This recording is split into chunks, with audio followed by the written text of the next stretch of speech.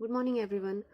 तो मैंने इस वीडियो में ट्राई किया है, जो हमारा फर्स्ट चैप्टर है पॉलिटिकल थ्योरी बुक का, जो क्लास 11th की है, उसका फर्स्ट चैप्टर मैं यहाँ पे समराइज करने वाली हूँ आप लोगों के लिए। अगर आप में से कई लोग मतलब एनसीईआरटीज़ को नहीं पढ़ पा रहे हैं, उतना टाइम नहीं दे पा रहे हैं, तो आप इस वीडियो को देख सकते हैं। इस वीडियो में मैंने ट्राई किया है कि सभी कुछ मैं कवर करूँ, और ये छोटी वीडियो रहेगी और आपके लिए होप हेल्पफुल भी रहेगी। तो हम स्टार्ट करेंगे। बेसिकली जो बुक में आपको कंसेप्ट समझाए गए हैं वो क्वेश्चन आंसर्स की फॉर्म में है, काफ़ी इजी लैंग्वेज है। तो अगर आप उसको एक बार पढ़ेंगे आपको इजीली समझ आ जाएगा कि वो क्या कहना चाहते हैं। फर्स्ट जो कंसेप्ट इसमें दिया गया है वो है व्हाट इज पॉलिटिक्स। पॉलिटिक्स को डिफरेंट पीपल डिफरेंट तरह से डिफाइन करते हैं। जो फर्स्ट पॉइंट ऑफ व्यू दिया हुआ है वो है पब्लिक सर्विस। जैसे हम बोल देते हैं जनता के नौकर या जनता के सेवक। पॉलिटिशियन अपने आप को इस तरह से डिनोट करते हैं। अगर आपने टीवी पे जो पॉलिटिशियंस हैं डिफरेंट डिफरेंट पॉलिटिकल पार्टीज के, उनके स्पीच में सुना होगा कि हम जनता के सेवक हैं, तो ये वो वाला पॉइंट ऑफ व्यू यहाँ पे दिया हुआ है। सेकेंड पॉइंट ऑफ व्यू क्या है कि what politician do is politics. कि पॉलिटिशियंस जो हैं वो बस पॉलिटिक्स करते हैं, उन्हें जो लोग हैं, जो आम जनता है, उनके बेनिफिट से कोई ज़्यादा फर्क नहीं पड़ता है। वो उनके बारे में ज़्यादा नहीं सोचते हैं। वो क्या करते हैं, डिफेक्टिंग फ्रॉम पार्टीज। जो आपने सुना होगा आया राम गया राम वाला कॉन्सेप्ट है कि जहाँ पे उनको बेनिफिट लगता है वो उस पॉलिटिकल पार्टी में शिफ्ट हो जाते हैं। सेकेंड पॉइंट इसमें दिया है कि they made false promise to win elections. जब इलेक्शंस आते हैं तो उनको वोट चाहिए होते हैं, तो उसके लिए वो फॉल्स प्रोमिस करते हैं जनता से। थर्ड पॉइंट है मैन्युपुलेटिंग पीपल। बेसिकली वो क्या करते हैं, जो लोग होते हैं उनको उनके वोट्स के लिए उनको मैन्युपुलेट करते हैं। नेक्स्ट पॉइंट जो दिया है वो है परसुइंग पर्सनल और ग्रुप इंटरेस्ट रूथलेसली। रूथलेसली का मतलब यहाँ पे दिया गया है कि आप अगर आप सुनते होंगे कि कई जो पॉलिटिशियंस हैं उन पे मर्डर के चार्जेस भी होते हैं, वो करप्ट प्रैक्टिसेस में भी इन्वॉल्व होते हैं। तो बेसिकली ये पॉइंट, इस पॉइंट ऑफ व्यू के अकॉर्डिंग, वो बेसिकली बस अपने जो पर्सनल इंटरेस्ट है उनको परस्यू करते हैं। और बेसिकली इस वाले पॉइंट ऑफ व्यू के अकॉर्डिंग ये पॉलिटिक्स क्या है, पॉलिटिक्स पूरा का पूरा एक स्कैम है। पॉइंट नेक्स्ट कंसेप्ट जो आपको उस बुक में दिया हुआ है वो है वाई पॉलिटिक्स स्टिल परसिस्ट। हमने देखा कि ठीक है, कई लोग बोलते हैं कि पब्लिक सर्विस कर रहे हैं, लेकिन ज़्यादातर जो लोग हैं उनका टिल्ट इस तरफ है कि वो लोग डिफेक्शन करते हैं, अपने जो पर्सनल इंटरेस्ट है उन्हीं को परस्यू करते हैं। लेकिन इन सब के बाद भी पॉलिटिक्स स्टिल क्यों प्रेजेंट है हमारी सोसाइटी में? अगर वो एक अच्छा इंस्टीट्यूशन नहीं है तो उसको अबॉलिश करना चाहिए क्या? तो इसी पॉइंट ऑफ व्यू के अराउंड जो नेक्स्ट डिबेट है वो उसमें दी गई है कि हमें पॉलिटिक्स की ज़रूरत ही क्यों है। क्योंकि जो हमारी सोसाइटी है वो, उसमें मल्टीपल ग्रुप्स हैं, मल्टीपल ग्रुप्स के मल्टीपल इंटरेस्ट हैं, नीड्स हैं, और उन सभी को ध्यान में रखते हुए हमें क्या लेना है, एक कलेक्टिव डिसीजन लेना है। उस कलेक्टिव डिसीजन को लेने के लिए हमने एक अथॉरिटी बनाई है जिसको हम गवर्नमेंट कहते हैं। वो गवर्नमेंट क्या करती है, जो हमारी सोसाइटी में डिफरेंट इंस्टीट्यूशन है, लाइक फैमिली है, ट्राइब्स है, या फिर इकोनॉमिकल ग्रुपिंग हो सकती है, और भी कई एग्जाम्पल्स हो सकते हैं, उनके बीच में अगर कोई डिस्प्यूट आ जाता है तो उसको कौन रिजोल्व करेगा? उसके लिए हमें एक मिडल मैन, आप कह सकते हैं मिडल मैन की ज़रूरत है, जिसको हमने गवर्नमेंट कह दिया है, जो इन सभी एस्पेक्ट्स को, डिफरेंट डिफरेंट ग्रुप्स को साथ में लेके चलेगी, उन सभी के इंटरेस्ट के लिए पॉलिसीज बनाएगी। ठीक है, और ये क्यों ज़रूरी है, इसके लिए हमें उसी बुक में मेरे को ये कोट मिला, मुझे ये जो कोट है पॉलिटिक्स के ऊपर ही है। Mahatma Gandhi once observe that politics envelop us like the coil of a snake and there is no other way out but to wrestle with it। अगर मेंस में कोई भी क्वेश्चन हमारे पास आता है पॉलिटिक्स के लिए, या फिर ऐसे में पॉलिटिक्स के ऊपर आप कुछ लिख रहे हैं, तो आप इस कोट को ज़रूर यूज़ कर सकते हैं। अब यहाँ पे नेक्स्ट पॉइंट आता है कि रोल क्या है गवर्नमेंट का। हमने देखा कि पॉलिटिक्स ज़रूरी है सोसाइटी के लिए, और उसके लिए जो हमने इंस्टीट्यूशन बनाया है वो है गवर्नमेंट का नाम दिया है हमने उसको। तो ये गवर्नमेंट ज़रूरी क्यों है? क्योंकि गवर्नमेंट क्या करती है हमारी सोसाइटी के लिए, डिफरेंट डिफरेंट पीपल के लिए, डिफरेंट डिफरेंट ग्रुप्स के लिए, वो इकोनॉमिक, फॉरेन, एजुकेशनल पॉलिसीज़ बनाती हैं। सिर्फ इतना ही नहीं, इसके और भी बहुत सारे, जैसे हेल्थ पॉलिसीज़, काफ़ी सारी चीज़ें इसमें इंक्लूड है। वो बेसिकली पॉलिसीज़ बनाते हैं। अब इसमें क्या हो सकता है कि पॉलिसीज़ का इम्पैक्ट क्या होता है लोगों पे? पॉजिटिव जो अगर पॉलिसीज़ हैं तो वो क्या करती हैं, लोगों की लाइफ को इम्प्रूव करती हैं, इन्हेंस करती हैं, उनकी लाइफ में वैल्यूज़ ऐड करती हैं, उनकी सोशल कंडीशन को, इकोनॉमिक कंडीशन को बेहतर बनाती हैं। लेकिन अगर वो पॉलिसीज़ गलत हैं, in the sense negatively impact कर रही हैं, लाइक करप्शन अगर इन्वॉल्व है, इनएफिशिएंट पॉलिसीज़ बना दी गई हैं, इनएफिशिएंट लोग पोस्ट पर हैं जो कि लोगों के लिए काम नहीं कर रहे हैं, तब क्या होता है, उस कंडीशन में जो लोगों की लाइफ है, सिक्योरिटी है, वो थ्रेटन होती है, इंडेंजर्ड होती है। अगर ऐसा सब कुछ होता है तो लोगों को इसका इम्पैक्ट फील होता है, तब वो क्या करते हैं, तब वो प्रोटेस्ट करते हैं, गवर्नमेंट को परसुएड करने की कोशिश करते हैं कि वो लॉज को चेंज करें। इसका एक बहुत ही ज़्यादा अच्छा एग्जांपल हमको भी देखने मिला था जब आपको सबको पता है फार्म लॉज लाए गए थे। तो दिल्ली में जो प्रोटेस्ट हुआ, लोगों ने अपनी बात गवर्नमेंट के आगे रखी और बोला कि हमें ये लॉज नहीं चाहिए, तो फिर गवर्नमेंट में लास्ट में उन लॉज को वापस ही लेना पड़ा। तो ये रिसेंट एग्जाम्पल्स आप कोट कर सकते हैं अगर आप एक डिबेट फॉर्म कर रहे हैं पॉलिटिक्स के ऊपर, अगर आपसे क्वेश्चन पूछा गया है। तो ये यहाँ तक थी पॉलिटिकल की what is politics and all. अब है फ्रीडम है, इक्वालिटी है, ये सभी क्या है, पॉलिटिकल थ्योरीज हैं, कुछ थ्योरीज हैं, प्रिंसिपल हैं, वैल्यूज हैं जो पॉलिटिकल थ्योरीज को बनाते हैं।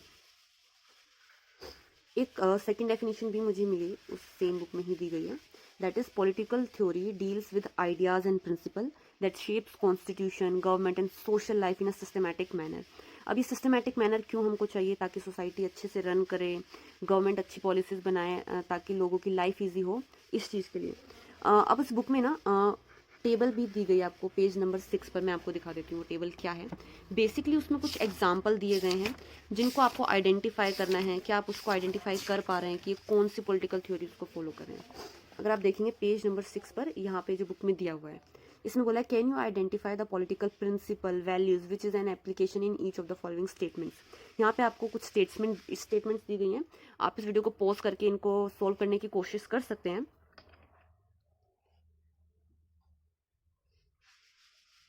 अब ये टेबल क्यों करना ज़रूरी है, अगर आप देखेंगे प्रीवियस ईयर क्वेश्चंस में, तो यूपीएससी कई बार आपको एग्जांपल देता है, कोई इंस्टेंस देकर पूछ लेता है कि आपको क्या लगता है ये किस चीज़ का एग्जांपल है। तो अगर आप यहाँ से प्रैक्टिस करेंगे तो आपको एक काफ़ी अच्छा आइडिया हो जाएगा।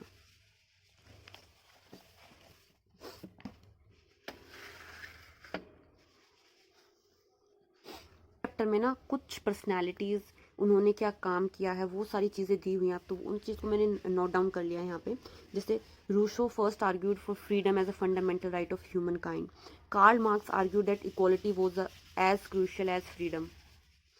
महात्मा गांधी की भी एक कोट इसमें दी गई है, that he discuss the meaning of genuine freedom, और स्वराज का कंसेप्ट जो उन्होंने दिया था और कौन सी बुक में दिया था ये भी वहाँ पे मेंशन था। और अगर आप कॉन्स्टिट्यूशन को देखेंगे कि ये जो थ्योरीज आई, जो पॉलिटिकल थ्योरीज आई, वो क्या बनती है, बेसिस बनती है डेमोक्रेसी का, हेल्प करती हैं टू फॉर्म अ कॉन्स्टिट्यूशन। तो अगर आप देखेंगे डीपीएसपी का पार्ट देखेंगे जो हमारे कॉन्स्टिट्यूशन में है, उसमें आप पाएंगे कि डिफरेंट डिफरेंट डीपीएसपी को कैटेगराइज किया गया है, लाइक लिबरल हैं, उसी में एक पार्ट भी आता है कि गांधीयन प्रिंसिपल जो कि इन्वॉल्व है डीपीएसपी में। Doctor B R. अम्बेडकर के भी कुछ थॉट्स उसमें दिए गए हैं, दैट इज शेड्यूल कास्ट के लिए, जो उन्होंने बोला था कि शेड्यूल कास्ट को हम कंसीडर करेंगे एज अ माइनॉरिटी और उसके लिए उन्हें स्पेशल प्रोटेक्शन भी दी जानी चाहिए। और ये सारे जो हमारे वैल्यूज़ हैं वो किस में इनकॉर्पोरेट किए गए हैं, प्रीएम्बल में। प्रीएम्बल के अलावा काफ़ी सारी और भी आर्टिकल्स आपको मिल जाएंगे यहाँ पे, जैसे उस बुक में चैप्टर में स्पेशली मेंशन किया गया आर्टिकल 17 का, that is abolition of untouchability. फिर बहुत ही ज़्यादा एक इंटरेस्टिंग क्वेश्चन आ जाता है कि ये जो थ्योरीज हैं जो हम पढ़ रहे हैं, क्या इसकी कोई रेलेवेंस है आज, क्योंकि अगर हम बात करें तो 1947 में हम लोगों को फ्रीडम मिल चुकी है। अगर हमें ऑलरेडी फ्रीडम मिल चुकी है तो फिर ये लोग क्यों बात कर रहे हैं कि हमें फ्रीडम चाहिए, हमें डेमोक्रेसी चाहिए, क्या इंडिया एक डेमोक्रेसी है या नहीं। तो इस चीज़ को ना बहुत ही इंटरेस्टिंग तरीके से उन्होंने एक डिबेट के थ्रू समझाया हुआ है। उसमें उन्होंने 3 चीज़ें बताई हैं कि ठीक है 1947 में हमें फ्रीडम मिल चुकी है, लेकिन हम उस फ्रीडम की बात नहीं कर रहे हैं, हम फ्रीडम के 3 अलग एस्पेक्ट्स हैं उनकी बात कर रहे हैं। फर्स्ट जो उन्होंने मेंशन किया है वो है इम्प्लीमेंटेशन, कि ठीक है कॉन्स्टिट्यूशन में हमने मेंशन कर दिया you have right to freedom, हमने डिफरेंट आर्टिकल जो फंडामेंटल राइट्स हैं हमारे उसमें भी हमने मेंशन कर दिया है, लेकिन वो क्या है, वो एक थ्योरेटिकल फ्रेमवर्क है, लेकिन इम्प्लीमेंटेशन क्या हुई है उसकी, क्या आज सभी लोग फ्री हैं। अब उस फ्रीडम से उनका क्या मतलब है, social, political and economical freedom. अगर हम सोसाइटी में देखें जो लोअर कास्ट हैं, भले ही वो अगर किसी पॉलिटिकल पार्टी में भी इन्वॉल्व है लेकिन उनको सोशली एक्सेप्ट नहीं किया जाता है, तो पॉलिटिकल फ्रीडम तो है उन लोगों के पास लेकिन सोशल फ्रीडम नहीं है। और कई लोग ऐसे जिनके पास इकोनॉमिकल फ्रीडम नहीं है, जिस वजह से हंगर, पॉवर्टी, ये सारी प्रॉब्लम आज भी इंडिया में एग्जिस्ट करती हैं। तो कहीं ना कहीं जो इम्प्लीमेंटेशन वाला पार्ट है, हमें ज़रूरत है आज भी उसको अच्छी तरीके से इम्प्लीमेंट करने की, ताकि सभी को इक्वली फ्रीडम मिल सके। ठीक है, जो सेकंड पॉइंट उन्होंने बताया वहाँ पे वो है इंटरप्रिटेशन का। इंटरप्रिटेशन इन द सेंस कि ज़रूरी नहीं है कि एक बार जो हमने लॉ बना दिया वो वैसे ही रहने वाला है, बिल्कुल भी नहीं। With changing environment, with changing generation, with changing needs, the laws also need to be amended, इसके लिए उन्होंने एक एग्जाम्पल दिया है उसमें कि जो हमारा राइट टू लाइफ है, पहले सेफ इन्वायरमेंट जैसे आजकल पोल्यूशन बहुत ज़्यादा बढ़ गया है, पहले वो राइट टू लाइफ में इंक्लूड नहीं था, लेकिन चेंज आया, पोल्यूशन बढ़ा, जिस वजह से सुप्रीम कोर्ट को ज़रूरत महसूस हुई कि हमें सेफ इन्वायरमेंट को राइट टू लाइफ के अंडर कंसीडर करना चाहिए। तो इंटरप्रिटेशन वाला पार्ट बहुत इंपॉर्टेंट रोल प्ले करता है। इन्होंने डिस्क्राइब किया है वो है न्यू डायमेंशंस का। अब क्योंकि ग्लोबलाइजेशन की वजह से नई नई चीज़ें आ गई, नए नए कंसेप्ट आ गए हैं, तो वहाँ पे उन्होंने जो एक कंसेप्ट जो मेंशन किया होता है नेटेजाइजेशन। अब ये नेटेजाइजेशन क्या है? सिटीजनशिप आपको पता है, सिटीजन्स आपको पता है, सिटीजन्स वो होते हैं जो एक कंट्री को बिलोंग करते हैं। अब इन्होंने नेटेजाइजेशन में क्या कंसेप्ट डाला है? Citizens of internet. आपको पता है इंटरनेट हमारे लिए बेनिफिशियल भी है, लेकिन बेनिफिट्स के साथ साथ कुछ सिक्योरिटी और प्राइवेसी इशू भी उसके साथ हमारे सामने आ गए हैं, जिनके लिए अभी तक प्रॉपर लॉज नहीं बने हुए हैं। तो वो कहते हैं कि अभी तक हमें वो फ्रीडम मिली नहीं है, और इंटरनेट के कंटेक्स्ट में ज़रूरी नहीं है कि हम सभी को फ्रीडम दें। ये अभी तक ये डिबेट का ही टॉपिक है, क्योंकि कई चीज़ों में हमें उस फ्रीडम को रिस्ट्रिक्ट भी करना पड़ता है due to security and privacy issue.